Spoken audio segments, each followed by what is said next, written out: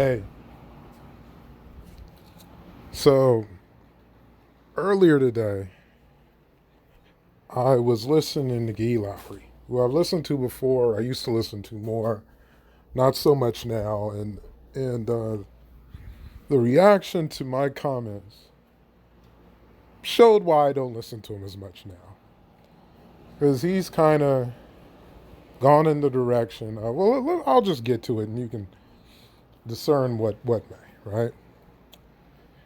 They were originally talking about Brittney Griner. My take on Brittney Griner is that this doesn't really make sense because unless it's a political thing, like if they're holding her as a political tool, because the war started 3 days after she was initially arrested. And one thing I keep hearing from conservatives, and you even hear it from black conservatives, is that if you do the crime, you should do the time.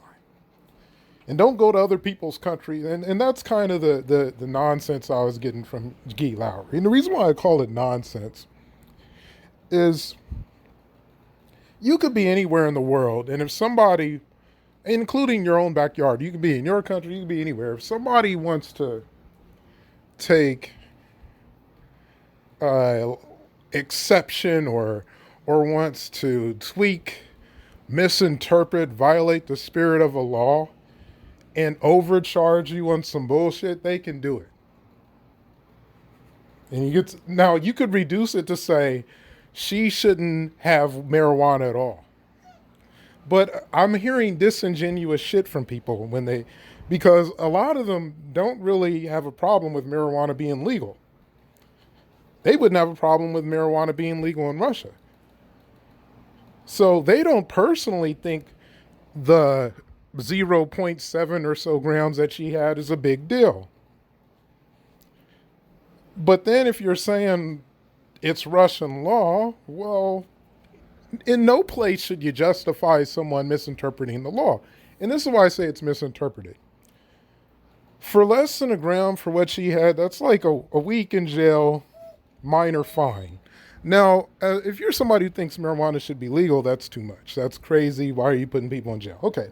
Well, the reason why she's facing 9 years after the spin and the misinterpretation and the violation of the spirit is they're also charging her with smuggling.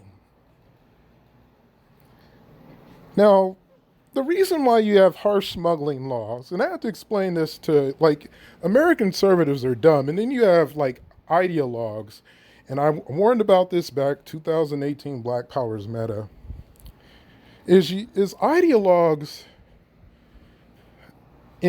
become like radical cultists. And I'll get to how this ties into reparations. So, smuggling, right? Back to smuggling. The reason why you would have harsh smuggling laws is because people could bring in some stuff that could be laced, and it could get somebody sick, it could kill somebody. Well, that doesn't apply to Brittney Griner's weed. I mean, it was prescription, so she didn't even get it from like some random D-boy or whatever. So, in spirit of the smuggling law, you would probably be lenient. And if you were a country where you could potentially punish someone harshly for up to 10 years, you wouldn't want to do close to 10 years for someone who's bringing something in that was provided by medical professionals that isn't going to kill anybody. Plus, she had such a small amount, it's not like she's trying to get people addicted. So it's not going to do anything to Russian citizens. So there's no point in it being this harsh. I think they were always planning to possibly use her as a political tool when they upped it to smuggling. I mean, when she was originally arrested, they have harsh laws as far as, in my opinion, marijuana goes, period. To put somebody in jail for 15 minutes for smoking weed, to me, is a waste of a jail and time. But, I kind of agree to an extent. You go to somebody else's country, you be mindful of that. But she wasn't smuggling. She didn't have this, it wasn't stored in her vagina. It was in her luggage. Like she wasn't trying to hide it. You call her an airhead, but don't say you think she should get 9 years for violating the law. To me, that's childish because it's more to that. This law is being politicized. That's the best way. It's not necessarily misinterpreted. It's being abused and politicized by failed state tactics coming from a nation that is becoming a failed state if it isn't already. When you're having castration competitions with the people you're at war with, you failed on some level or to some degree. So Russia's fucked up in the game. Now, how this ties into reparations is you got these, and Guy Lowry, God bless him, he the extra dollar, and it's easy to sambo for Republicans. I don't know why, but the white people need to have their ego coaxed or whatever, and the simple, mindless slogans seem to fit certain blacks, right? So there is a market to sambo for Republicans. So I'm like, you know what? Fuck all you sambos. I'm a liberal, and I'm not samboing for Democrats. So now they're branding me a liberal. I don't care. Bring the heat. I don't care. I'm taking a little break from my job. This is entertainment. So now what simple-minded shit do you get from black Republicans? America's great. I bet she's missing America right now. I bet she's going to stand for the Pledge of Allegiance. That's the type of nonsense you get, right? So my response was, how can you say America's great when it hasn't done reparations yet? Mic drop. So this is where Guy Lowry's take on reparations becomes ignorant and circular. Like he needs to take a dumb stance to build up other things, and really it just falls apart from the initial stance. And then he keeps reminding, well, I'm in favor of reparations. I agree that it should be done. But then it's every argument against it. So I make that statement. That's the only reason why I changed the subject to reparations. Y'all talking about America's so great. I don't think you can be great and run a racial caste system at the same time. So then people are like, oh, I was in a racial caste system. The racial wealth gap is atrocious. It's atrocious. But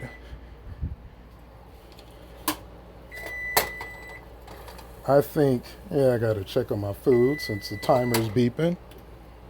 But I think what makes it atrocious, really, it's not just like I could say $120 trillion for whites and $6 trillion for blacks and per capita data, blah, blah, blah. That's not the data that really makes it bad. It's what it leads to.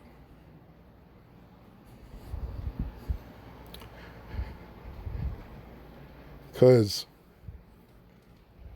what it leads to is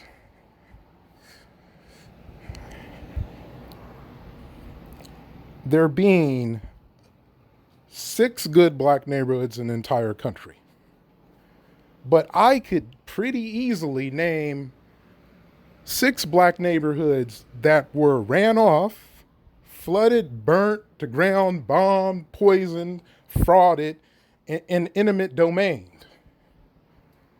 So you take that, and there's a lot more than 6. You take that, you combine it with the economic apartheid of Jim Crow and neo-slavery, which was a lot harsher than actual slavery, and then slavery. And I'm bringing up Kramer, I'm forgetting his name, but I'm remembering it now, Thomas Kramer, and how this is a quadrillion-dollar tax when you add everything up and put a little interest on it.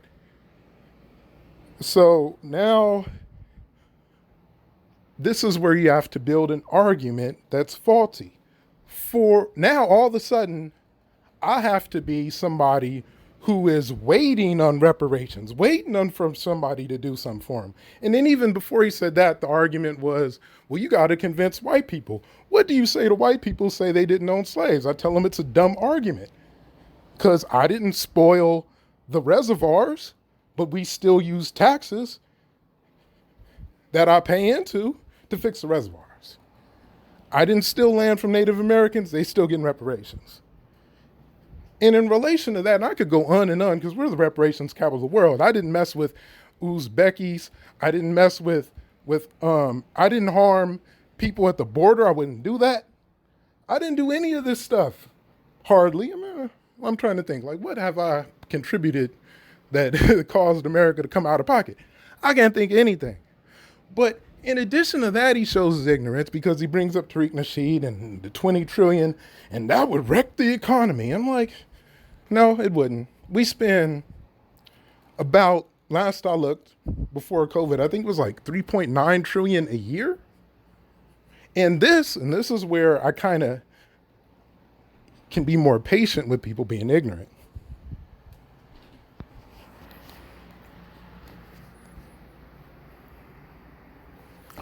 Is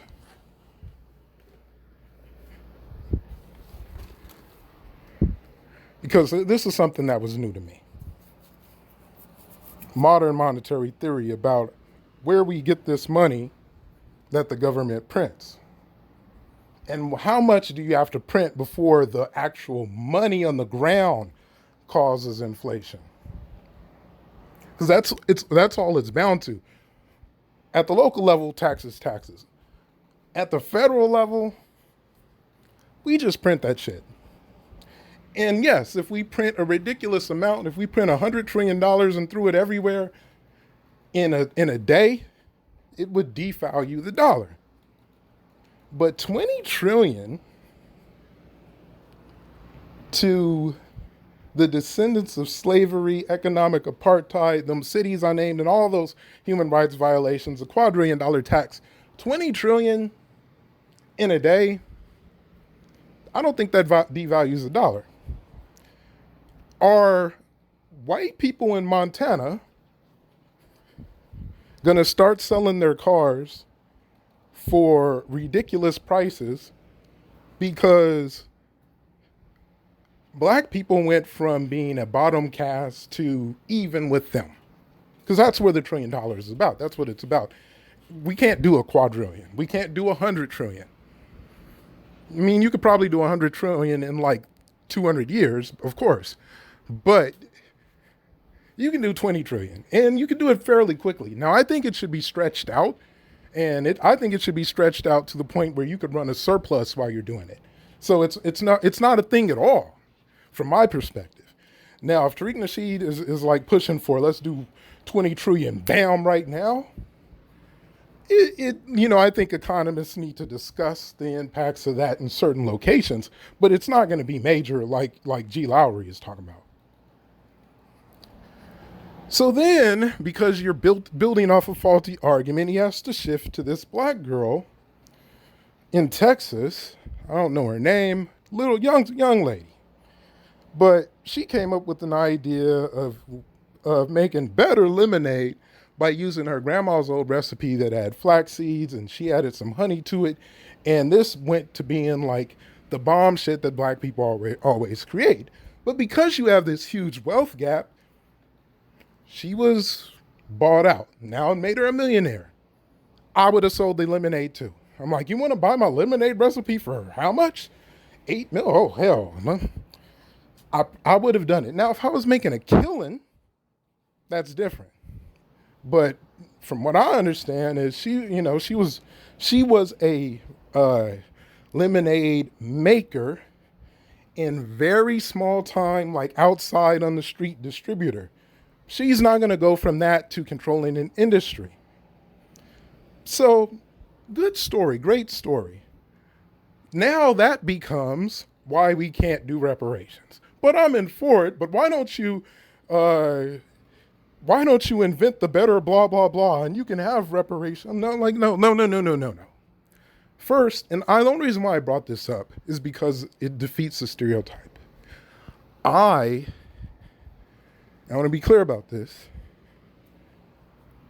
I have struggled in my life, and I have overcome.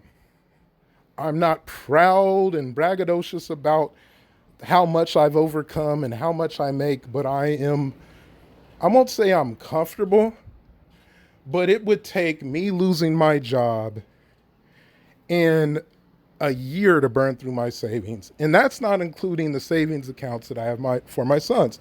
So it's not so much that I'm comfortable. It's that I have overcome to the point where I have more buffer from poverty than I've had in the past. I've been poverty. Like I've been deep down looking up poverty. I fought through it. I overcame it. So you cannot stigmatize me as someone who is just going to sit there and wait for reparations. No, I'm going to engineer reparations, not for my own personal gain, but so we can destroy the caste system. So the next little black girl that comes up with a bomb ass idea like that doesn't have to sell it. She can own the industry. She can own it top to bottom. And she might have partial ownership. God hope she does. But here's the thing. This is where the argument really becomes circular, because he has his fans, and that attracts a lot of white people who want to hear Samboing. And I even started to say like your mods are starting to sound Samboic. And then they were like, well, we're coons. Look, when I say that somebody is a Sambo, it just means that they're being led against their own interests. And if you say you're in favor of reparations, but you got all of these anti-reparations arguments, it sounds like you're being led against your own interests, G. And your mods seem like cultish black conservatives eating at me because I'm a liberal, but the difference for me is I don't sample for Democrats. You can look at my videos. I don't like the regular old Democrats, and I'm not too fond about the ones on the left. Matter of fact, I don't like them. They haven't shown me enough for me to like them. They work for me. I don't sambo for them. But when you got all of these tried, I've heard it from dumb white supremacists before, and now you're just being, this is basically CRT, white supremacy on cruise control, because you're going to do their work for them. So that's what samboing is. And they're saying, well, we're coons. You were saying, look, gee, everybody might like to put on the raccoon and jigaboo a little bit, but a coon is just somebody who has an overvalued sense of self to the point where they're just happy, entertaining, and acting a fool. They're childish. A coon is childish. A Sambo is worse than a coon. Because a Sambo, they're usually bought, paid for, they got some money, they got leverage. Like Jim Clyburn is an example of a democratic Sambo. An example of a leftist Sambo, Brianna Joy Gray. So you got different flavors of Sambo. Usually a coon is just one flavor. They might have come from different ideologies, but for whatever reason, they don't have a good sense of self, so they can just act the fool. That's entertainment. And I'll be real. Sometimes cooning can be a little fun. I can understand a coon more than a Sambo. So when he says I'm cooning, okay, maybe you are cooning a little bit, but I don't think your audience or your mods are really understanding what I mean. And I didn't call y'all coons. Y'all called yourself coons. I said there was some Samboic energy because I'm seeing a lot of Republican Samboing. And one of the main ways I saw it is somebody was talking about like, well, what about all them failed states in Africa? I'm like, hold on a second. Are we magical Negroes or are we descendants from failed states? Why, what does Africa have to do with this? And like, this is another area where I got to pat myself on my back is I'm like, I can say, look, I like African food. I think the daishiki is the best shirt ever made. I'm Hotep-ish, if you want to go there. Matter of fact, I should have some videos challenging this debunk history dude on ancient Egypt. Stay tuned and subscribe. But let me say, with all that, the food, all of that, I'm not African. And we ain't talking about African business. We talking about reparations in America. So which one is it? And that's why I was saying there's some Samboic energy. You know, there was another reason too. There was another reason. There was something else I wanted to bring up. Because, man, I'd have to look at the comments. Because there was something else that came from his, I don't know, maybe it came from him.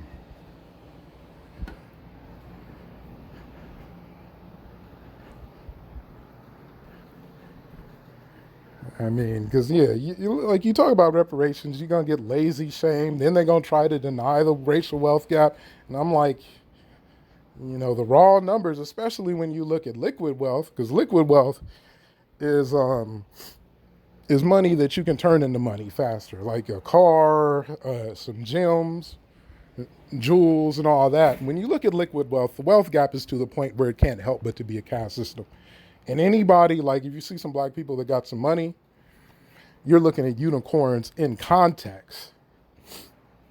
You're like, well, there's hundreds of thousands, man. There's maybe about 150,000 black people in this country.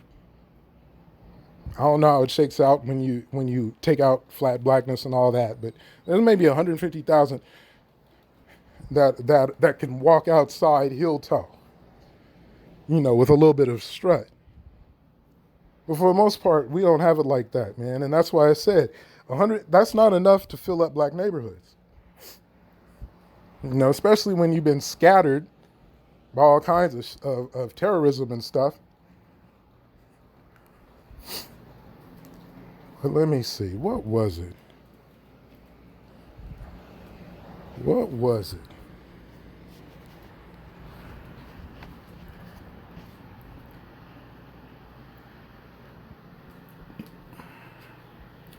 It was funny. A couple of people in his crowd was agreeing with me because, like, early on, he was saying I said that like we just now started fighting for reparations recently, and he was like, "Nah, man, how old are you?" And I'm like, me and him both about the same age."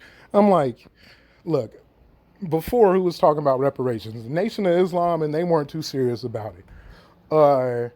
The Black Panthers had it on their agenda, but it was in the midst of a whole bunch of other things. We haven't come out and said, hey, look, reparations or fuck your mama.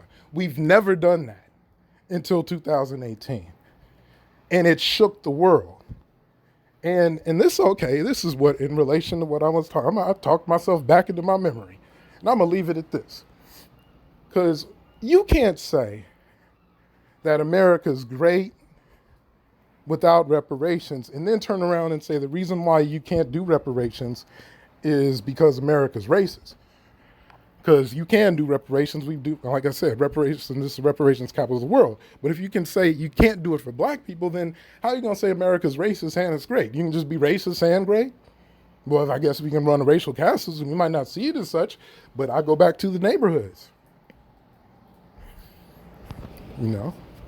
I go back to the neighborhoods. When you got like black excellence talking about how these are the 10 top black neighborhoods, and you run out of really good neighborhoods as far as income goes at like 6.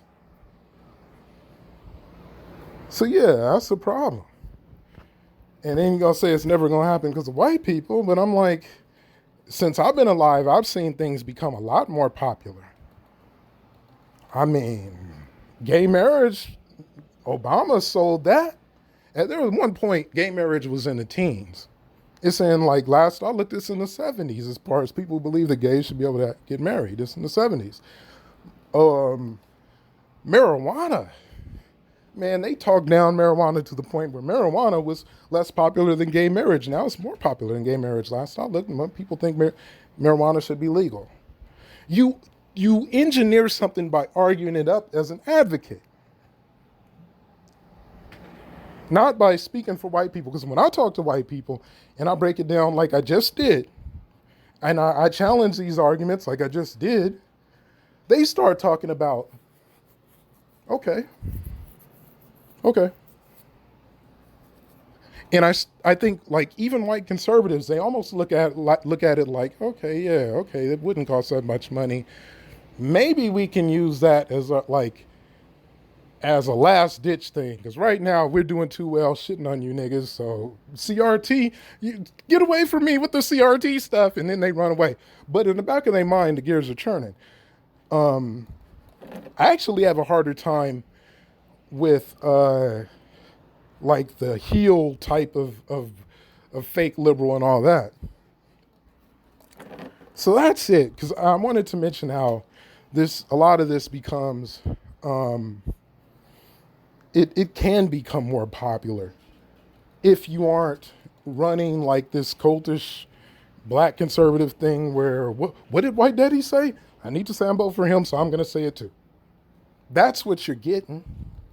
And I'm glad that some people are breaking out of it. Like, what's the old boy? Let me see. What's that dude's name? I just listened to his video. It's probably in my history. He's breaking out of it. And you can break out of it and still be conservative. I mean, I got some conservative beliefs. I'm not tripping off of Roe v. Wade. The Amazing Lucas, he's breaking out of that. And like the last thing he said in his video about Matt Walsh and Maj Touré was he said, look, Republicans don't want the black vote. Very true. They might look at what I'm saying as, okay, this is one way we can definitely own the Democrats, because it was them that were really pushing reparations. It was them. And when I talk about how they were pushing reparations, here's the irony. This is something I just realized. You know, the NFL is played on 30 fields because it's 32 teams. 2 teams share a field with another team. It's like both the New York teams and the California teams in the South, the Rams and the Chargers, right? And I say both the New York teams. It's the Jets and the Giants, but you also have Buffalo. I keep forgetting about Buffalo. We might even have another New York team. I don't know. But anyhow, 30 football fields is 40 acres. Every black family would have had enough land to host the entire NFL season. Every black family. So if you can't make a reparations argument because you rather sambo for tired, juvenile, Republican talking points, like, well, go to the country, do the crime, do the time, when the motherfucker had a medical prescription, 7.7 grams. If you do not any country that's talking about 9 years on some drug smuggling, she better have something in her coochie, and it's better be hard drugs, and it's better be a lot of it. Not a goddamn vape. Like, this is failed state stuff. But it's still what they will sample for. So I challenge ye. Have some reparation folks on next time you're on. And have a real discussion, because like in one way, I think you're ignorant, and I kind of get it when it comes to modern monetary theory. But it makes sense, because you think we're going to borrow all this money and just keep borrowing it and nobody's going to come show up at our door? No, we just print it. People invest in our bonds because they see we keep printing it and they can bet on it. But the amount we would need to pay them back is nothing. So reparations could be done easy, overnight, and it wouldn't cost us anything, because in reality, we could do it while running a surplus. So we don't really pay taxes on federal dollars anyway. Matter of fact, not doing it ends up costing people more tax dollars, because that's when you have all these failed black neighborhoods living next to them. That's going to cost more direct tax dollars. It's cheaper to keep her in this situation. It's cheaper to do it. So it's easy for me to argue up reparations to white people. Sometimes it's harder for me to do it to black people who are samboing for bigots and caveman ideologies. So I offer that challenge. Anyhow, subscribe. I'm having fun. 42 tribes. Kisses out.